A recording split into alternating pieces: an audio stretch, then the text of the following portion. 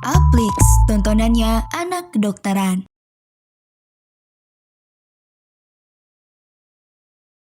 Teman Ahmeds, kembali lagi bareng aku, Kak Adel. Di video kali ini, kita akan belajar tentang obstetri dan ginekologi, khususnya masalah pada payudara. Nah, ini ada learning outcomes kita kali ini, yaitu teman Ahmeds mampu mengetahui berbagai gangguan pada payudara. Pembahasan kita hari ini, yang pertama ada mastitis, kedua ada abses payudara, kemudian galaktokel, mastalgia, inverted nipple, dan juga yang terakhir ada cracked nipple. Nah, kita bahas dari mastitis dulu. Sesuai dengan namanya, ini adalah keadaan di mana ada inflamasi pada payudara. Biasanya dia tampak merah dan terasa nyeri. Umumnya dia unilateral, jadi hanya sebelah saja. Disertai dengan demam lebih dari 38 derajat Celcius dan sering terjadi saat masih menyusui.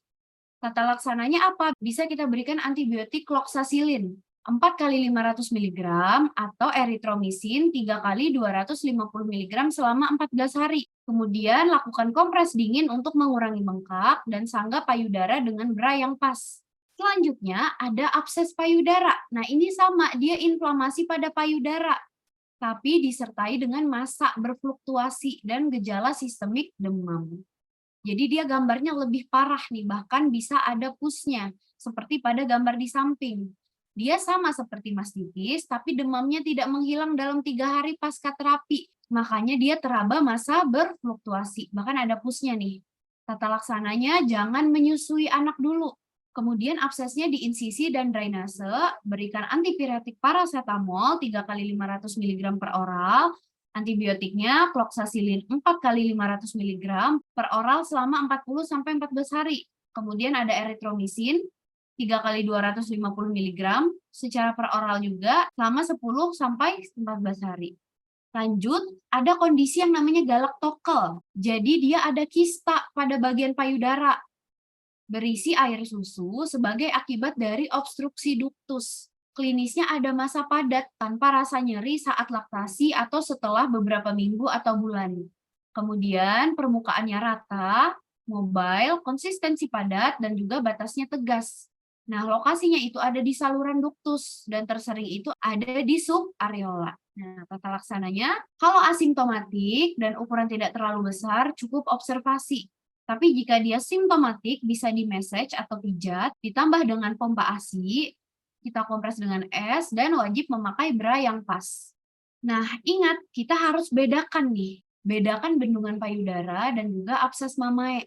Dia sama-sama bengkak, namun pada bendungan payudara dia tidak ada tanda inflamasi.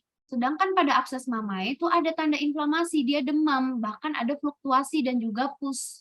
Jadi pada bendungan payudara karena dia tidak ada inflamasi maka cukup diberikan kompres hangat dan lanjutkan breastfeeding. Sedangkan pada abses mamae itu kompres dingin, diberikan antibiotik dan drainase abses. Dan breastfeeding hanya boleh pada payudara yang sehat. Jadi misal abses itu terjadi di sebelah kanan, berarti payudara yang sebelah kiri masih boleh breastfeeding. Lanjut, ada yang namanya mastalgia, yaitu bendungan payudara yang terjadi akibat ekspansi dan penampungan ASI yang berlebih. Klinisnya tampak payudara bengkak dan keras, kemudian nyeri pada payudara, biasa terjadi 3-5 hari pasca persalinan dan mengenai kedua payudara. Tata laksananya kita berikan kompres hangat pada payudara selama 5 menit. Dia berbeda dengan mastitis yang kompresnya dingin. Mastitis kompres dingin, mastalgia kompres yang hangat. Jangan lupa urut payudara dari pangkal ke papila, susukan bayi atau pompa ASI setiap 2-3 jam sekali. Bisa berikan bromokriptin 2,5 mg untuk mencegah sekresi prolaktin. Faktor predisposisinya ada pada orang yang posisi menyusuinya salah, atau penyapihan yang terlalu cepat, atau jarang memberi ASI, kemudian bisa juga karena crack nipple, atau bisa juga karena implan payudara. Nah, selanjutnya ada kondisi yang namanya inverted nipple. Jadi dia kondisi puting payudaranya tidak menonjol alias masuk ke dalam, kayak di foto di samping nih. Nah, dia masuk ke dalam, gitu, tergantung grade-nya. Grade 1, puting dapat ditarik, tapi masuk kembali dalam beberapa waktu. Kalau grade 2, dia puting segera masuk kembali setelah tarikan dilepas. Jadi langsung tuh, habis nggak ditarik lagi langsung masuk. Sedangkan grade 1 tuh dia beberapa waktu dulu diem. Terakhir grade 3 dia puting tidak dapat ditarik sama sekali. Jadi dia tetap inverted walaupun ditarik. Kemudian tata laksananya kita lakukan pompa puting. Terakhir ada yang namanya crack nipple. Dia terjadi akibat posisi menyusui yang tidak benar sehingga latch on-nya tidak sempurna. Bayi menggigit papila mamae sehingga luka.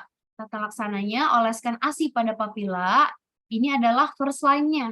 Kemudian bisa berikan lanolin, tapi ini hanya terapi alternatif. Oke, itu dia tadi bahasan kita tentang masalah pada payudara. Sekarang kita kuis ya. Kamu bisa pause video ini dulu, nanti kita bahas bareng-bareng. Pertanyaannya adalah apakah diagnosa pasien ini? Seorang perempuan usia 33 tahun datang ke klinik karena keluhan benjolan pada payudara kanan. Dia terasa nyeri, kemerahan, dan juga demam. Pasien bekerja sebagai sekretaris dan sedang menyusui bayinya yang berusia 2 bulan. Pada pemeriksaan fisik, didapatkan suhu 38,2 derajat Celcius. Payudara kanan terdapat benjolan merah, hiperemis, tidak ada fluktuasi, dan juga tidak ada pus. Maka jawabannya adalah, ya benar, B, yaitu mastitis. Karena dia tidak ada fluktuasi, tidak ada pus, tapi dia merah dan hiperemis. Dan sekarang dia sedang menyusui. Oke, materi kita sudah selesai. Kita lanjutkan di video berikutnya ya. Sampai jumpa teman Upmaths. Bye-bye. Uplix, tontonannya anak kedokteran.